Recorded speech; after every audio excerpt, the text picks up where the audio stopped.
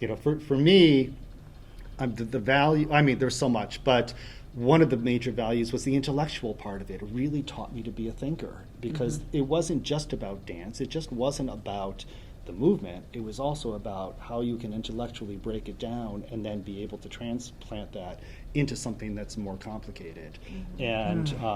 And so it was, I got that same kind of feel when I would take your classes. Because that was my goal always, to be able to pass that on. Yes, that was something that you just didn't get anywhere Yeah, else, and thinking skills. And they had a way that I've figured out now. Their way of putting steps together created coordination. So you could be uncoordinated, but by the time you finished in their classes, even someone who would never become a professional or wouldn't even be that good would be good because of how they put the steps together.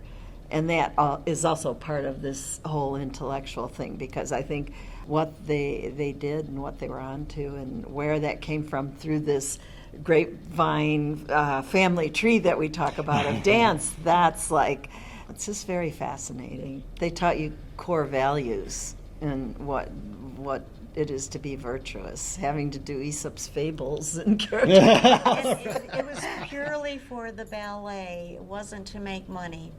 They did not get rich doing their teaching. It was just for the love of this movement.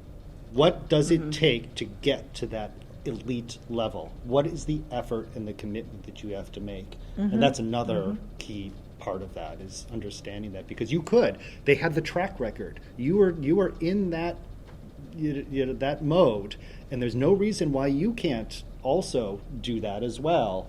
That carries with you. You take that to another, you go to a PhD program, you're going to take that same kind of attitude towards what you're doing.